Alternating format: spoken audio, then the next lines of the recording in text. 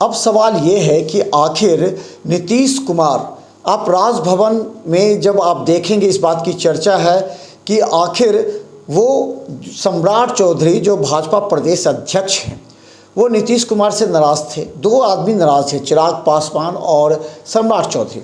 आखिर उन लोगों को कैसे खुश किया जाए, कैसे मिलाया जाए, आखिर इसको लेकर के जब भारतीय जनता पार्टी के राष्ट्रीय अध्यक्ष जेपी नड्डा दिल्ली आकर के सबसे वार्ता की और मिलाने का प्रयास किया।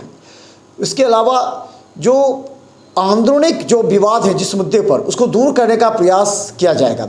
तो अभी 2-3 दिन इस तरह प्रयास किया जाएगा ताकि नीतीश कुमार एक बार राष्ट्रीय जनता दल के विचारधारा से जो निकले हैं तो वो भारतीय जनता पार्टी के विचारधारा में अपने आप को एडजस्ट कर सके और इसे लेकर के चर्चा भी होगी।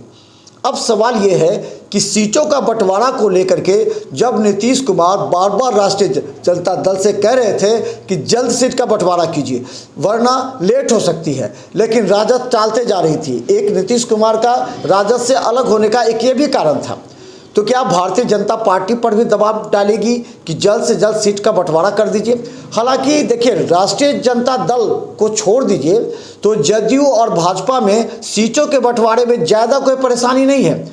16 सीट जो पहले से भी जदयू कहती आ रही है, आज 16 सीट जदयू आज भी है। 16 सीट अगर कहें तो 17 सीट पर भारतीय जनता पार्टी में, इन लोगों का ऑलरेडी फिक्स है, तो यहाँ ज़्यादा विवाद नहीं है। अब विवाद कहाँ उत्पन्न हो सकता है कि आखिर हमको 2 सीट, उपेंद्र कुशवाहा को अगर 2 सीट, या फिर अगर कहें तो मुकेश सहनी भी 1 सीट, इसके अलावा जो कुछ अन्य दल हैं, चिराग पासवान, ये 6 सीट। तो इन सभी को अगर कहा जाए तो 10 सीट होगा। तो 10 सीट कैसे होगा? तो यानी या तो फिर कंप्रोमाइज़ करना पड़ेगा, 15-15 करना पड़ेगा, फिर 10 सीट पे बाकी जाएंगे। तो इन तमाम बातों को लेकर के एक बार वहाँ चर्चा हो सकती है, वहाँ नाराज़गी हो सकती है। हालांकि चिराग पासवान अभी तक नाराज़ हैं। चिराग पासवान अपने आप को एडजस्ट नहीं कर पाए क्योंकि वो लगातार नीतीश कुमार के खिलाफ बोलते रहे हैं। इस परिस्थिति में निश्चित तौर पर एक बार जनता दल यूनाइटेड को पूरे मंथन करना पड़ेगा सीट को लेकर के। और ख़ासकर हम बता दें, दरभंगा सीट हमेशा से कहा जा रहा है कि राष्ट्रीय जनता दल का था और राष्ट्रीय जनता दल का रहेगा, और अब तो राष्ट्रीय जनता दल का हो ही गया। अब सवाल यह है कि नीतीश कुमार 1 सीट भारतीय जनता पार्टी से पिछले बार भी मांगे थे लेकिन नहीं मिल पाया। इस बार भी नीतीश कुमार मांगेंगे 1 सीट, वो संजय झा के लिए दरभंगा सीट।